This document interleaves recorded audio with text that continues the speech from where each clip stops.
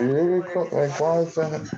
I don't know. Welcome to Main Event Boxing Talk, and I've got the two scallywags with me. Hello, Tom. Oh! Hello, What's Spencer. going on? Right. Oh my God. Let's discuss Hi, guys. like the middle-aged men. Right. There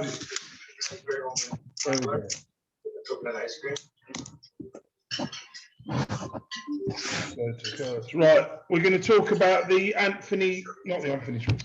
Dillian White, Alexander Povetkin card. Right, did everybody watch this card? I mean, we'll start with the Rumble Hatton card fight, which was against a guy called G. And this went to 4 rounds. I saw it. Yeah. I'm getting a lot of background noise. Can you hear me? Yeah. I can hear you, but there's a lot of background noise Where are on the you? TV. Can you go in a different room? I can hear you, but there's a lot of background noise. Yeah. Can you go in a different room? Oh. Hello. Look, can you go in a different room for half an hour? Okay, so I saw the Hatton fight. Yeah. We're just talking about the Hatton fight. Yeah, I thought he gassed out. He was gassing out by the 4th round, and he was very wide open. He was wide for his punches. But he needs to get better condition. Yeah. Well, this was his first fight, right? Wasn't this his debut? Yeah. No, it's a background at all. Yeah, so 4 rounds is tough to do if you're not really used to it.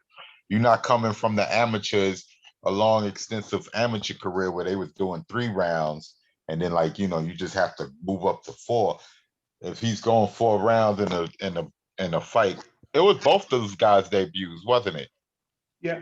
I think so.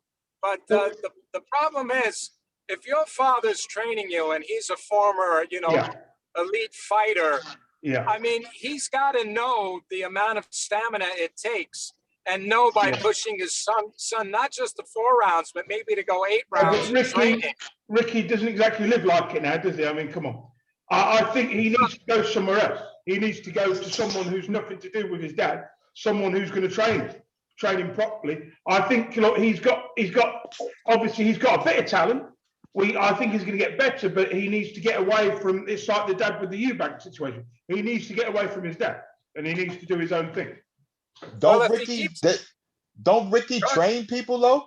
Yeah, he does, but it's better that his dad don't train him. I think it's better if somebody else. It's possible that he'd be better off with a different trainer, but I mean, it's not like Ricky is just a trainer. He's his dad. He's a knowledgeable guy. Yeah, but as we know, that parents don't always make the best teachers. No matter how good they are with their kids, they never get. You know what I mean? It's just for me. He needs to go somewhere else. Not everybody's named Floyd or Roger. Yeah. That's right. But the problem is when your dad is Ricky Hatton in Britain, that's like Floyd Mayweather in America, isn't it? That's how big Ricky Hatton was over here. Like I love Ricky Hatton to bits. Well, look.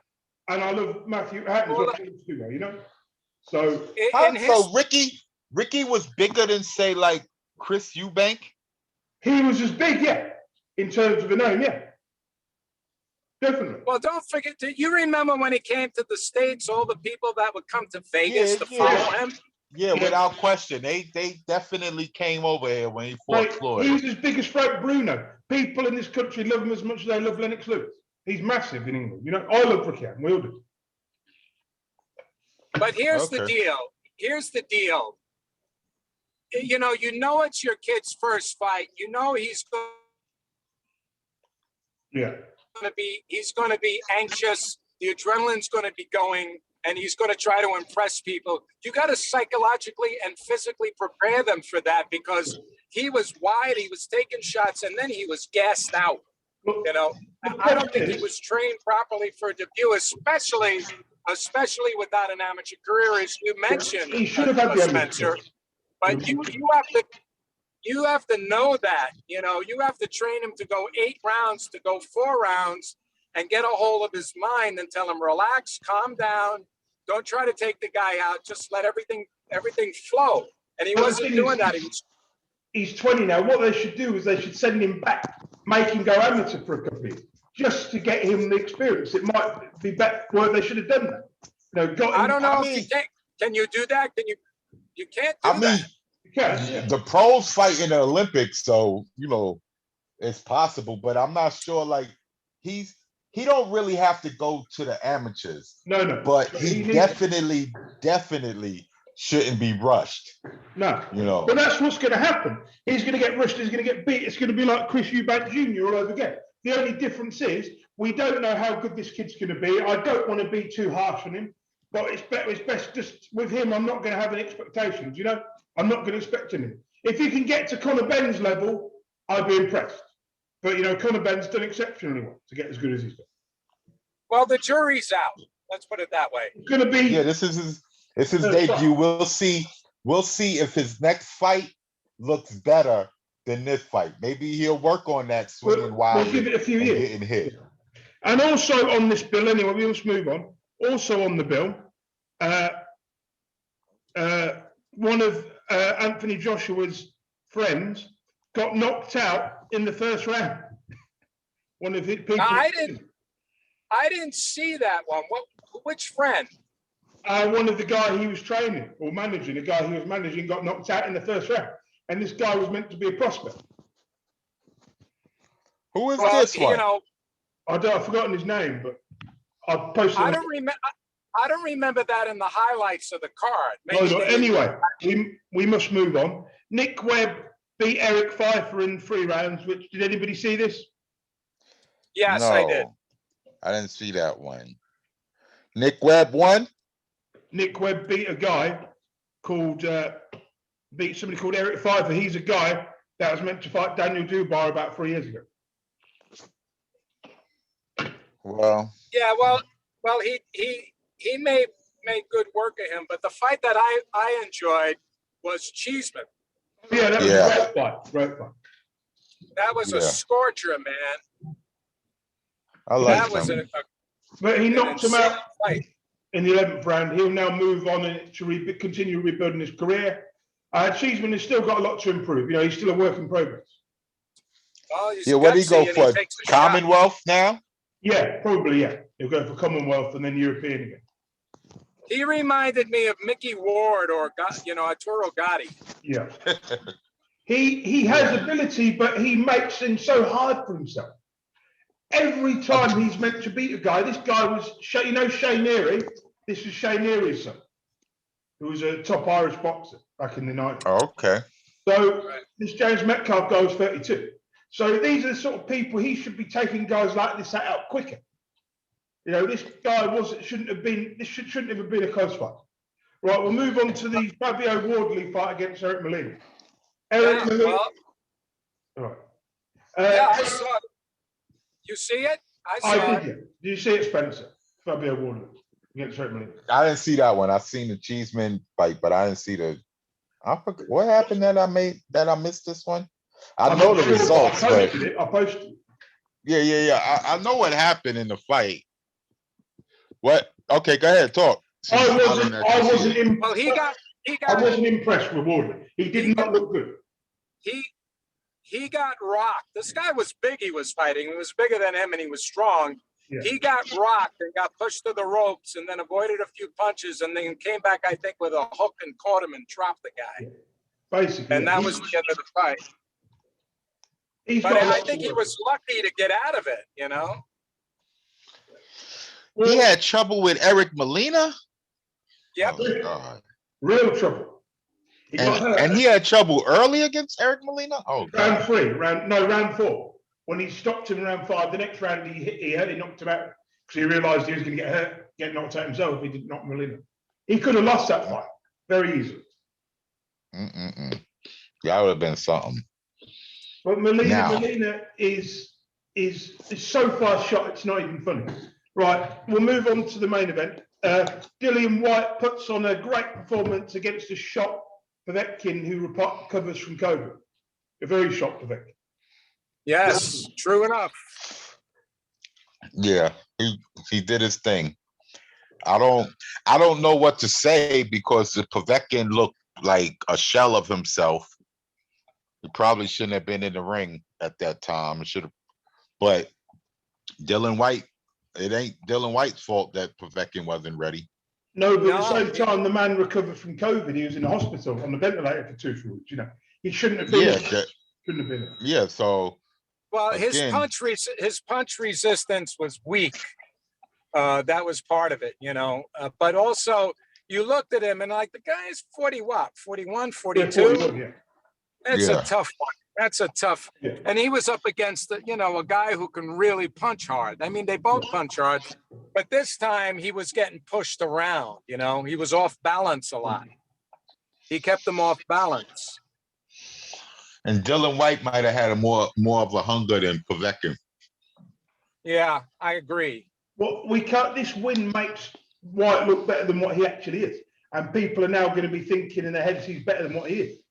When not he's a good fighter. If you listen to the rounds of social media, a lot of people are saying Povetkin was a shot looking like a shell of himself. Yeah, he was. So he's not. You got people saying that, yeah, he should take on Wilder for whatever reason. They think that performance means that he beats Wilder. Not at all. But then you got some people saying like, he was supposed to beat Povetkin because Povetkin was there to get beat up. Yeah. But the question is, Povetkin recovered from COVID. He's 41 years old. He's obviously got old overnight. If you look at him from when he fought Joshua, he looked completely different, a shell of a man, you know? I was just thinking about something. After he faced Anthony Joshua, Povetkin signed the 2-fight deal with Eddie Hearn. Yeah. He fought Michael Hunter and Dylan White. The first fight was actually supposed to be his curtain call, but he wound up winning that fight. So he wasn't even supposed to. He was supposed to have been retired after the first Dylan White fight, but being that they had the rematch and all this other stuff, they probably threw some money at him. I think he carries on for a few more years, Povetkin. I don't think he'll walk away. I just think he'll fight at a lower level against people, like he was fighting before. I think he should retire. I think that's. Yeah, I think he's done. Yeah, I mean, he was saying he was intent on him only fighting like 1 more year, 2 more fights. I can see him somewhere getting a shot at somewhere like the WBA belt. I mean, look, we know what's going on with that. Crazy. So Dillian White, for me, he has to now be careful who he fights because it's only a matter of time before he loses again in that fashion. I really believe he called out Trevor Bryan. Which is an easy fight for him, a very easy fight. Well, we don't know. We don't know until we know. Yeah, but I've seen Trevor Bryan fight. He has good power. He can, if you're in front of him, or if he connects, he will knock you out. But I think Dylan will be a bit too smart for him. Trevor Bryan only fights one way, and that's coming forward. All of these heavyweights got to bide their time until AJ and Tyson Fury do their thing. But for me, he should fight Trevor Bryan just so he can get a belt. Because for me, he doesn't beat any of the current champions right now. Well, truth be told, he is a champion. Yeah, but that's interesting. But not Nathan's eyes. Yeah, not in Nathan's eyes. If he beats Trevor Bryan, all will be forgiven. If he beats Trevor. Right, we must move on. Let's see what's next. There was a couple of British cards, but I don't think anyone's interested. Did anybody watch Nathan Gorman against Pavel Sau? Did this come on ESPN or something? Because I didn't see these. No, it wasn't. It was only in Britain. The Zone. Yeah, I didn't even see this. I heard Zach Parker won, but I was like, I ain't even get a chance to see the fight. So there was Nathan Gorman won against Pavel Sau. We've seen Pavel Sau. He didn't look great. And Willie Hutchinson lost to Lennox Clark. Willie Hutchinson is like a young version of a David Haye prospect kind of thing. Well, maybe not since he's but you know what I mean. He's an up and comer fighter that was tipped to be like the next David Haye. Oh, okay. They was ticking them to be that too soon, I guess. And then Zach Parker won over the weekend, Brad Foster won, and so did Danny Bull. And then we'll go straight into the more interesting stuff. Eddie Hearn has said a site deal for Joshua versus Fury will be locked in this week. We'll see. Let's hope so. They got Let's hope this so. news, so I don't know. Like they got the news that Pacquiao and Crawford might be coming in the summer in the Middle East. So maybe that the fact that fight is happening, you know, they got to juggle how they do these fights. Yeah. Yeah, I mean, it's an interesting one. Let me see what's next. Are you still there? Yeah, I'm here. Tom seems to have dipped out. I don't know what's happened to him. He was seeming like he was He's driving on the road somewhere. He's Yeah. on the road. I'll try and get him back. Yeah, he's back. Okay. Just wait for his audio to kick in. Hello again.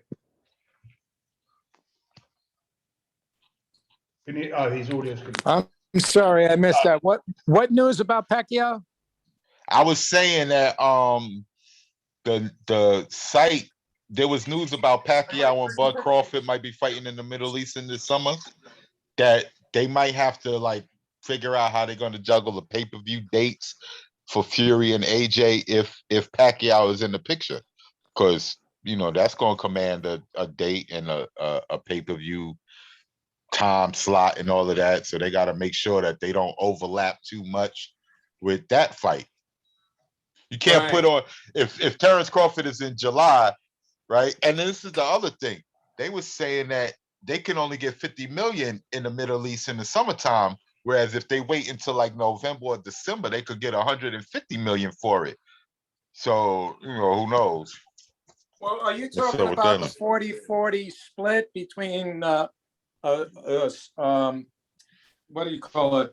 Errol Spencer and Nah, you didn't hear the news nah, it's rumored that Bud Crawford is gonna fight Manny Pacquiao in Abu Dhabi.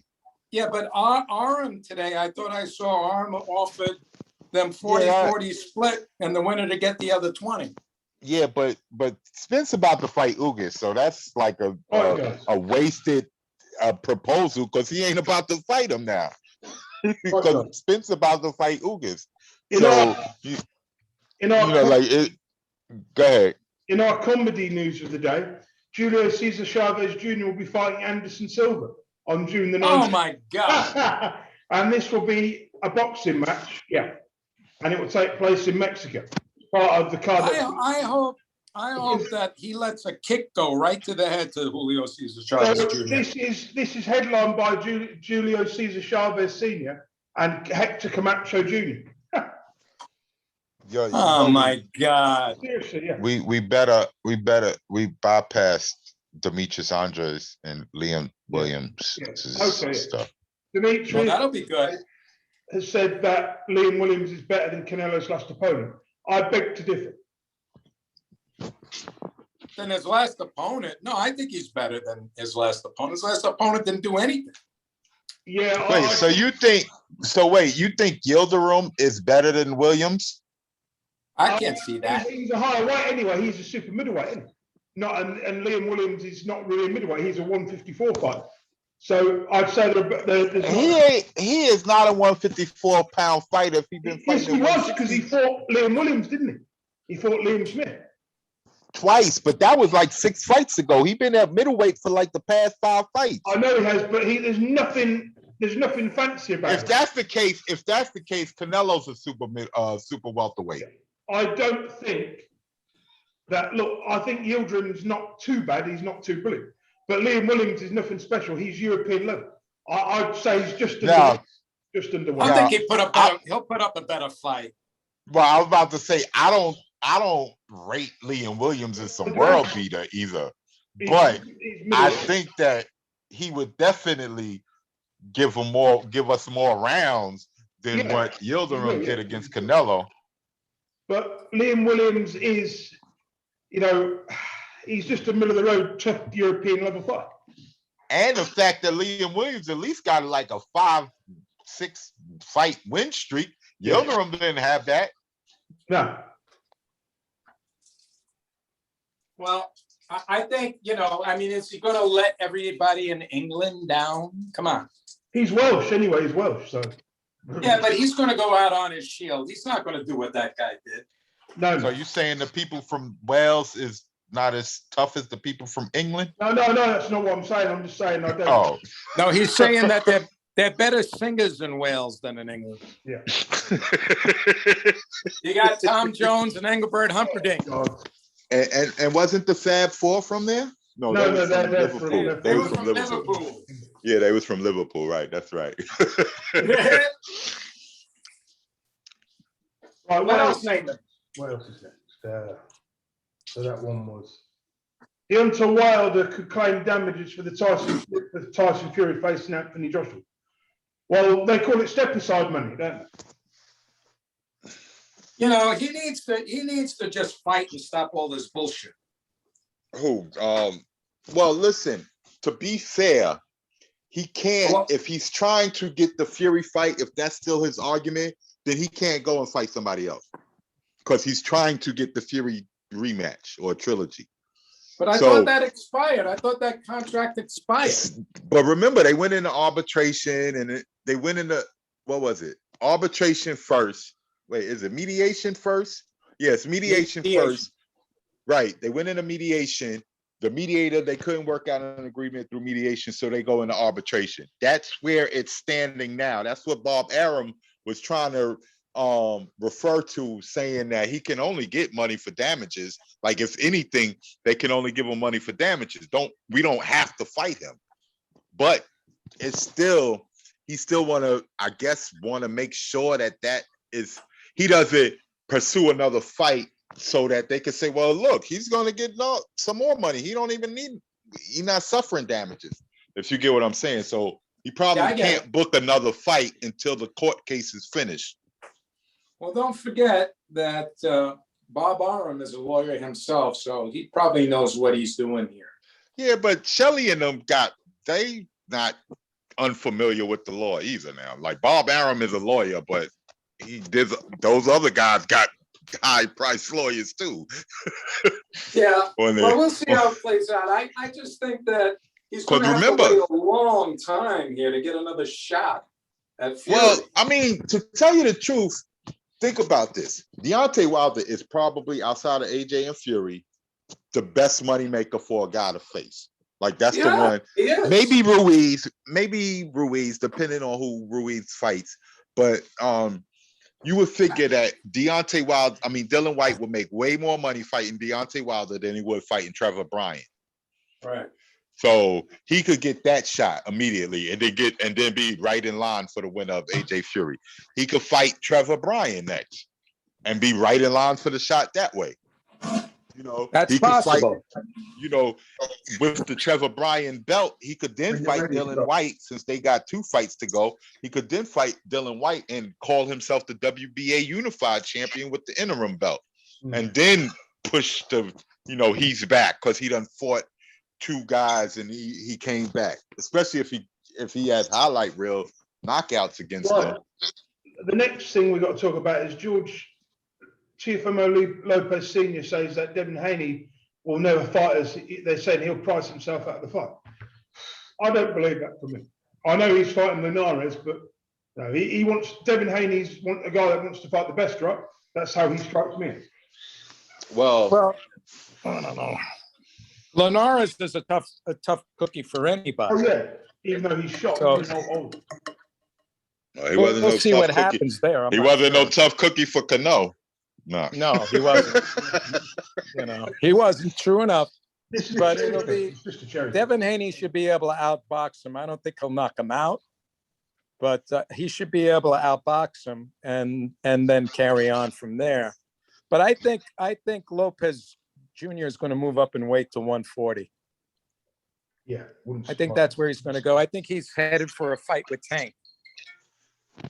Yeah, that's possible. Because, I mean, ideally, he gonna fight this guy. Haney gonna fight Linares. Garcia fight Fortuna, right? Right. Loma's supposed to be fighting the guy that Tio fought just before he got the title, right? Right? Yeah, just before I think so. Yeah, that the Japanese guy, the Asian guy. I don't know if he's Japanese, but the Asian guy. He's supposed to fight him next. Well, those Bob are all was saying decent that matches. he wasn't They're all going good matches. he wasn't sure if he was going to rush up to 140 because he can't get the Ramirez. He wanted the Ramirez Taylor winner, but he ain't going to be able to get him next because he got that winner got to fight Catterall. So he's not going to be able to immediately get that shot. So he might have one more fight at 135, Bob said. But he also said every fight is going to be on pay-per-view. So yeah, well, we'll see. But I think Lopez can't carry 135, and I think he's growing too much. I think it would be very hard for him to get down to 135. He needs to move up, I'm pretty sure. Maybe one more fight if he could get a big name, if he could get Ryan Garcia, or if he could get what's his name, Haney, but I don't know how much longer he's going to be at that weight. Yeah, that's what I'm saying. Like that would be the only two fights while he waits for. Like Tank is supposed to be fighting Barrios at 140 next. So right, Tank, it's possible that he could meet Tank up at 140 after he fight Cambosa, because Tank will already be up there and it'll be for a title and stuff like that. So it's possible. But then, how does Arum get a chance? I thought it was a rule against signing fighters longer than 3 years. I thought you couldn't sign fighters for like 5 and 7 year contracts. I thought that was part of the act that prevented you from signing them long-term. Yeah, that's what I thought too. So, but then when I see Bob talk about he still got 3+ years on the contract. Like, how you even get him that long, and why are you bragging about it? I don't know. We'd have to fact check that and see what the law is on that. Yeah, because again, like I said, I thought that was. Like they don't want you to, that was part of the act, like so that they don't be tied into like almost lifetime contracts and stuff. But yeah. Right. Well, yeah. Michael Hunter against Hrgovic, that's going to go to purse bids on the 6th of April. Hrgovic, really? Ooh, that's going to be good. Yeah, I'm curious. Is it both of them with Eddie Hearn? No, only Hrgovic is now. Hrgovic is co-promotional deal, and Michael Hunter left. He's now, I can't think who Michael Hunter's with. I thought Hunter was still with Hrgovic. He got released. Eddie released. Hunter was released right after he fought that fight to a draw. Yeah. Right? Okay. With Povetkin, right? Right, okay. Yeah. For me, we don't really know how good Hrgovic is doing, really. He's good, he's got talent, but we don't really know how good he is. This is going to show it. This is going to show it. But then again, how Hunter's no joke now after what happened to Povetkin? That's a fight he should have won, and we all know what. Yeah. Say, listen, guys. Just so you know, I gotta end in about a minute here. I'm going to walk the door. I'm in Florida. We haven't got a great deal left anyway. All right, Tom. Listen, Jamel Herring fighting this weekend, man, against Carl Frampton. I just want to make sure that we still got enough time left. We still got enough time left. Oh, okay. All right. Well, I like Jamel Herring in this. Frampton saying if I lose, I'm going to. I don't think it's the right way to go. So I'm going to go with Herring on this one. Frampton already kind of is calling it quits because he said that if he wins this, he only got one more fight after this, possibly. If he loses it, he's going to retire. So he's fighting for the wrong reason. Like he's already out the door. He's already put his head into retirement process. You shouldn't be in the ring. It's just as simple as that. Yeah, he gonna fight so he won't get killed. He might win. He might try to win and do some stuff, but he ain't gonna give the effort like he would in that first Santa Cruz fight against Quigg, or even against what's it called? He gave not too bad of a performance against Josh, but he those days are done with him mentally, I think. Right. I think so too. Before we move on to the actual thing. Lester Martinez, a guy who beat Ricardo Magoya, is fighting this weekend. So is Joey Dueco and where else was it? And the other thing, Miguel Cotto is going to be fighting Manuel Marquez in an exhibition Why? on the undercard of this other thing. What is the point? I'm like, yo, what the hell? This better be a 1999 pay-per-view. Oh. This is crazy because Marquez is so much smaller than Cotto. Yeah. Listen, exactly. Okay. Like, I don't even know when they could have fought when they was fighting active. If they fought each other, it would have been around 2003 sort of time. Would have been when and Cotto was a little bit too big for Cotto did start his career at 140. We must remember that he started his career at 140. So right, or 130, somewhere around there, 135, 140. But Marquez grew to be 140.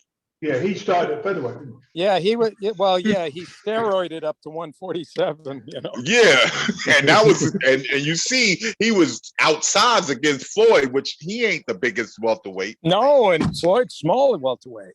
Right, and Floyd looked humongous against Marquez. I know. Say, listen, guys, I gotta go. I love you guys. And all right, take care, Tom. Next time. Are you available Friday? I'll be traveling Friday, so no. Okay, well, what about Sunday? Possibly, yes. When do you go we'll be in touch. Let's check with me on Saturday, but I think I might be able to do that. Okay. Depending on the time, all right? Yeah, we'll see you later, Tom. All right, take care, guys. All right, later, Tom. So I wanted to ask you, this card, on the herring card, they've got, who else they got on it? Who else they got on here? This is a pretty weak card, this Andre card. Andre Fedosov's fighting again. Andre Fedosov's fighting. They got Donnie Nietes in on this card. And this is Andre Fedosov's first fight for 5 years? Yeah, you know, he won. Wait, is that on this card? That's on the other card. Wait, that's on the same card? Yeah. No, Andre Fedosov is on the Demetrius Andre card, right? So that's what I meant to say. Yeah, he's on the Demetrius. Yeah. That's I hadn't noticed that. I was like, wow, he's back. I seen him fight a couple of years ago. He was in this tournament on ESPN called Boxino. It's the same tournament that Willie Monroe Jr. had won, and I seen him win. You know, they had I don't know if it was junior middleweight or middleweight, and then they had the heavyweights, and he won the heavyweight tournament. And then, like, I kind of like lost track of him. I was like, this was a good guy. This would have been a good opponent for some dudes that was coming up. Fedosov got beaten up about 3 or 4 years ago. Then he was in a coma or something. And then he woke up and he just disappeared and no one. Oh, that's why. That's what happened. He was in a coma. Okay.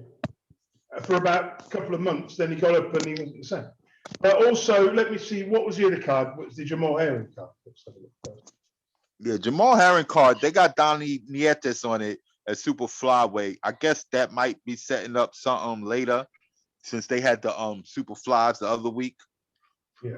Like maybe the winner there could get in the mix somehow. Again, this is a weak card. This is a really weak card. There's not a lot of good action. There's Tyrone McKinnon's on it. Yeah, there's some more fights. That Joey Dueco fight, and then there's another fight, obviously, which was, where is it? Lester Martinez and Gabriel. That one. Then there was another guy. Let me just find the picture of it. It was. Oh, this guy. For the WBA super bantamweight. Yeah, have you seen him fight before? Because I've heard about him. Nah, I haven't. He's kind of young. He's the WBA and the IBF title. I mean, he won all these titles in his 7th fight. So really, we should have seen him by now. We should have known who he is. I will send you some fights of him so we can watch up on him, because we should really know who he is. So he's the champ then? Yeah, he's the champ. He's from the Unified. So he got both the IBF and the WBA? From what I know is he's about 20, 25 or something. He's from Uzbekistan. He had a good amateur career. And then all of a sudden, after 6, 7 fights, he won the world titles about 6 months. I should really know about these guys more. So it's my fault. Yeah, no, I mean, because this is what's it called, division? Ain't this Rigondeaux's division? This is a super bantam, yeah. Rigondeaux is actually fighting Casemiro, I read, on the boxing scene. He'll be fighting him at some point in the next couple of months. Yeah. Yeah, all right. I gotta tune in. And this is gonna be in, I want to say, in the afternoon over here. Yeah, no, I was trying to figure out when it's gonna be airing. It's probably gonna be around like 3 or 4. UK and US, but and tonight Dennis Hogan will be fighting, won't he, against Tim Tszyu. But I'm not going to be watching that. I'll watch it in the morning. That will be on Thursday, so or later tonight. So they fight tonight in about 3 hours. Yeah, they'll be fine. Oh, okay. What is that going to be on? You know? Let me have a look. You won't know. You won't know what it's going to be. Yeah, I can find out. What would that be on ESPN Plus? I can't really check right now since I'm on my phone, but I'm gonna look to see if it's on ESPN Plus. I might have to record it, but yeah.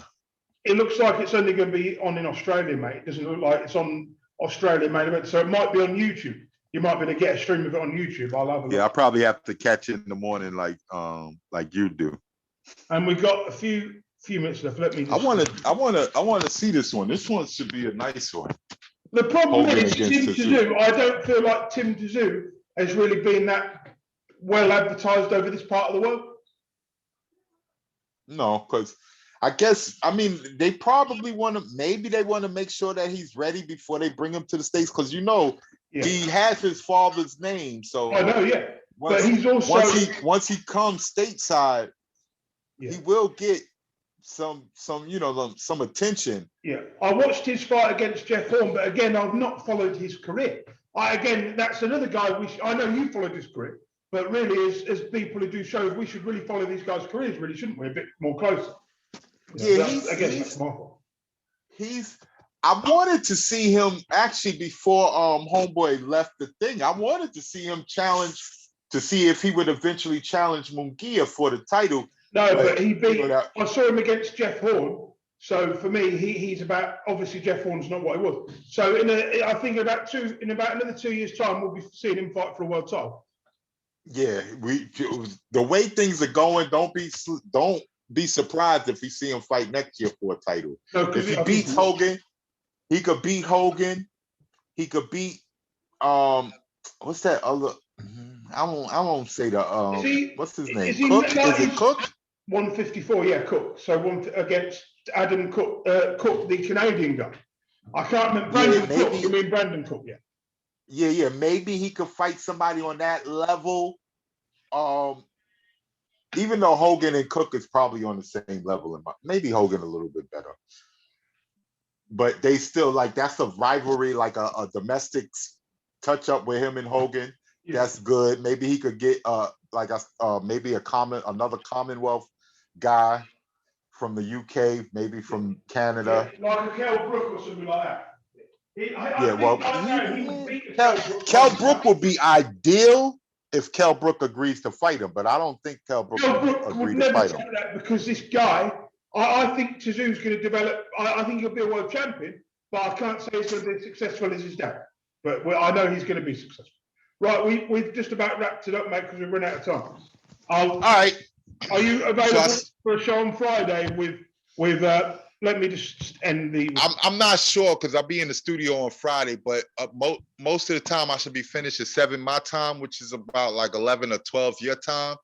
But you're going to hit me up. You're going to hit me up during the day anyway. I'll let you know. Yeah, I think we can draft in, what's his name? I've forgotten his name.